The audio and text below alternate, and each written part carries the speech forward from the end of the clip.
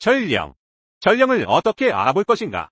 당신은 다른 어떤 사람의 전령인가? 셰익스피어는 햄릿에서 전령이라는 개념을 도입한다. 이 희곡에서 햄릿은 결심을 하지 못한 채 많은 고통을 당한다. 그의 아버지는 살해당했다. 그 당시의 도덕률에 의하면 아들인 햄릿은 반드시 아버지의 복수를 해야 했다. 그러나 그는 계속 결정적인 행동을 미룬다. 그는 복수심을 분발시키지 못하며 연극이 다 끝날 때까지도 명백한 불확실성 속에서 정처 없이 어슬렁거린다. 햄릿은 자신들의 일에 만족하지 못하는 사람들이 흔히 그렇듯이 많은 시간을 헛되이 보낸다. 책임 회피자들은 스스로를 비난하는 대신 자신들의 삶이 자기 자신이 정한 기준에 훨씬 못 미치는 이유를 찾으려고 애쓴다.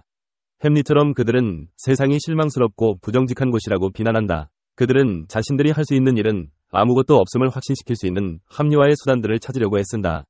그러나 그때 바로 어떤 존재에 의해 무엇인가 더 많은 일들이 행해질 수도 있음을 증명하는 사람들이 삶에 나타난다.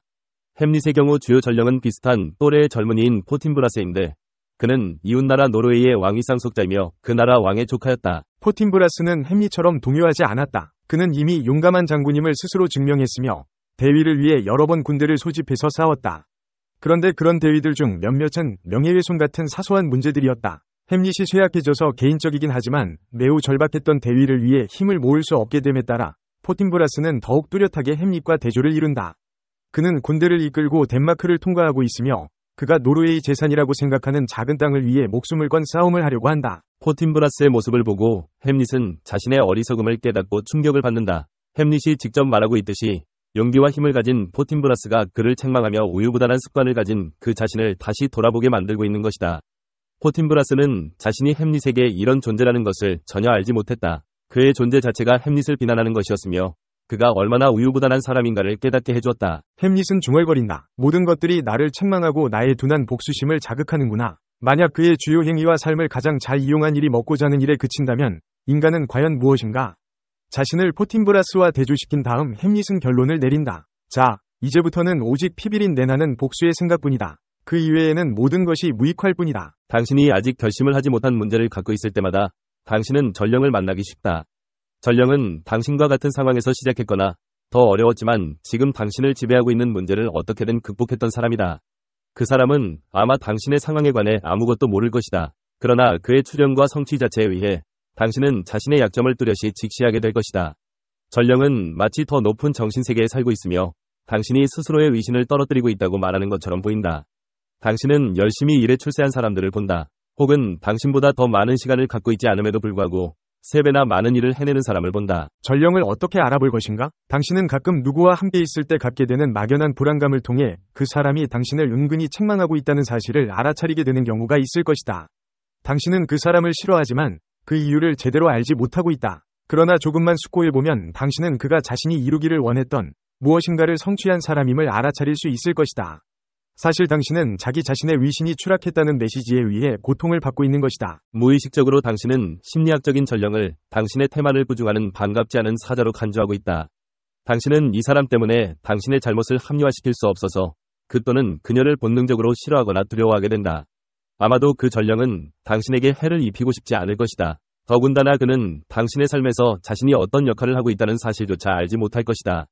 우리들이 의식적이든 무의식적이든 사람들을 책망할 때 우리들은 뚜렷한 이유 없이 그들의 눈밖에 나게 되는 것이다. 당신은 다른 어떤 사람의 전령인가? 전령의 본질을 이해함으로써 당신은 자신이 어떤 사람들의 감정을 해치는 일을 전혀 하지 않았음에도 불구하고 그들이 당신을 보는 것조차 싫어하는 이유를 이해할 수 있게 될 것이다. 당신도 다른 사람들의 삶의 양상을 비난할 수 있다. 상대방도 당신에게 왜 화가 나는지 이해하지 못할 것이다. 그것은 자신이 실패했다는 사실을 매우 강하게 부인해왔기 때문이기도 하다. 그러나 그 또는 그녀의 무의식은 자신이 실패했다는 것을 알며 당신이 정반대의 선택을 대표하는 사람임을 안다. 셰익스피어의 말을 인용하면 당신은 자연을 거울에 비추고 있는 것이다. 당신의 무엇이 그들을 화나게 하는가? 불합리하게 멸시받거나 경원당하고 있다고 느낄 때마다 당신이 상대방의 기분을 상하게 할 어떤 일을 했는지 자문해보아라. 이 질문을 언제나 맨 먼저 해야만 한다는 것을 명심하라. 당신은 종종 단호하게 아니라고 대답할 것이다. 그러나 많은 경우 당신은 그 사람과 만나기 전에 이미 그를 당황하게 만들 일을 했을지도 모른다. 그러므로 상대방에게 골칫거리가 될 수 있는 무엇을 내가 성취했거나 갖고 있는가? 라고 스스로에게 물어보아라. 대답은 매우 간단한 것일 수 있다. 당신은 아마 다른 사람들보다 더 많은 능력을 갖고 있거나 상대방이 배제당했다고 느끼는 주제에 관해 폭넓게 토론할 수 있고 글까지 쓸 수 있는 능력을 갖고 있을 것이다. 또는 당신에게 화를 내는 사람들보다 더 자유로운 삶의 양식을 갖고 있을 수도 있다. 아니면 당신이 남들보다 더 미인이고 아름다운 부인과 살고 있을 수도 있다. 당신이 경제적으로 더 편안할지도 모른다. 만약 그렇다면 자신들이 어떤 상황에 얽매여 있다고 느끼는 사람들은 당신에게 화를 낸다. 다른 경우 사람들은 그들이 보기에 당신에게만 유별나게 쉽게 이루어진다고 생각되는 어떤 성취 때문에 화를 낸다. 그들은 당신이 그것을 성취하기 위해 쏟은 수십 년 동안의 노력과 희생에 관해서는 전혀 생각하지 않는다. 그들은 단지 행운이 당신에게만 함께했다고 생각한다.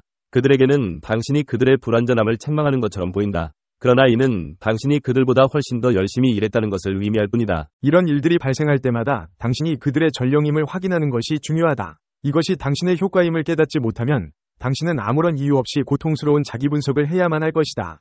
실제로 당신은 그 사람에게 존재한다는 사실을 제외하고는 해를 끼치는 어떤 일도 전혀 하지 않았을 것이다.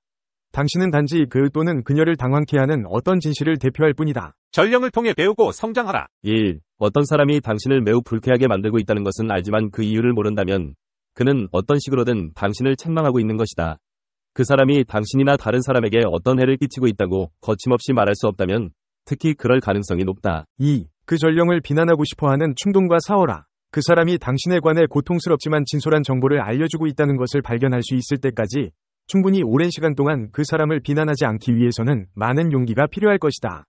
그러나 일단 그 정보를 갖게 되면 당신은 그것을 유용하게 사용할 수 있다. 3. 전령이 가져다주는 불편함을 참아내는 사람은 중요한 것을 발견할 수 있는 위치에 서게 된다.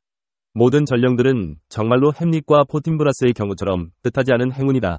이 사람들은 일단 당신이 이해하게 되면 당신의 삶을 크게 향상시킬 수 있는 정보를 가져다준다. 당신의 전령이 자신의 삶을 향상시켰던 것처럼 당신도 자신의 삶을 개선시킬 수 있는 시간이 아직 많다. 4. 내가 내 자신을 위해 갖고 싶어하는 어떤 자유와 성취를 이 사람이 갖고 있는가? 라고 물어보아라. 당신은 작은 것에서 큰 것에 이르기까지 다양한 차이를 그에게서 발견하게 될 것이다. 예를 들면 그 사람은 당신이 훨씬 더 잘할 수 있는 어떤 일에 대해 자기가 정통하다고 말할 수 있을 만큼 자신감에 넘쳐 있을 것이다. 반면 당신은 너무 마음이 약해서 자신의 전문 지식마저 언급하지 못한다. 그 사람이 당신이 갖지 못한 사회적 용기를 갖고 있는 데 대해 당신은 화를 내고 있을 것이다. 혹은 그 사람은 당신이 부러워하는 생활 양식을 갖고 있을 것이다. 5. 당신이 선택한 인생 행로에서 발생하는 일들에 대해 싫더라도 책임을 져라. 이 단계에서 당신의 목적이 자신을 비난하거나 괴롭히는 일이 아님을 이해하라. 오직 당신 자신이 미래의 삶을 지배할 수 있게 되는 것만이 목적이다. 지식은 희망을 불러일으킬 때만 가치가 있다. 당신은 자신의 삶을 개선시킬 수 있다. 당신이 지금까지 놓치고 있었던 것들을 첨가할 수 있다. 당신의 목적은 전령을 가치 있는 지식의 원천으로 사용하는 것이다. 당신을 당황하게 만들었기 때문에 제압하고 싶었을지도 모를 바로 그 사람이 당신의 삶을 향상시키는 궁극적인 안내자로 봉사할 수도 있다.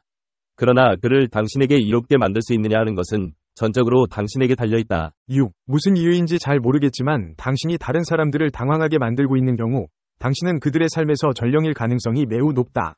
당신은 아마 그들이 갖지 못한 어떤 자유와 재량권을 갖고 있을 것이다. 또는 당신이 그들이 항상 원했지만 그것을 위해 노력하기를 두려워했던 무엇인가를 달성했을 것이다. 당신은 그들의 포틴브라스이다. 이들이 당신의 사업이나 일상생활에서 중요한 사람들이라면 당신을 좋아할 확률은 거의 없기 때문에 겸손한 태도를 취해야만 한다. 그들이 당신과 가까운 사람이거나 가까워지기를 바란다면 당신은 조만간 당신과 그 사람 사이의 긴장에 관해 터놓고 이야기해야만 할 것이다. 최악의 경우라면 당신이 무슨 말을 하더라도 그 틈새를 완전히 메우기는 힘들다. 그 사람이 자신의 증오심을 극복하지 못하는 것이다. 7. 비즈니스에선 일단 자기 자신을 억제하라. 그러나 자신에게 가치 있는 특성들을 희생시키지는 말아라. 당신이 사업 친구나 혹은 더 나쁜 경우 상급자와의 관계에서 불가피하게 전령 역할을 해야 된다면 살아남기 위해서 당신의 그런 모습을 겉으로 드러내지 않도록 노력해야 한다.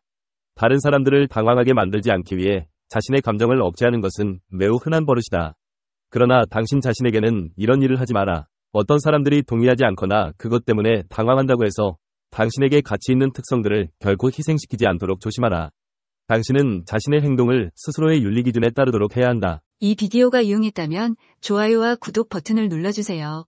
건강한 삶을 위한 더 많은 팁을 공유할 테니 계속해서 저희 채널을 지켜봐 주세요. 감사합니다.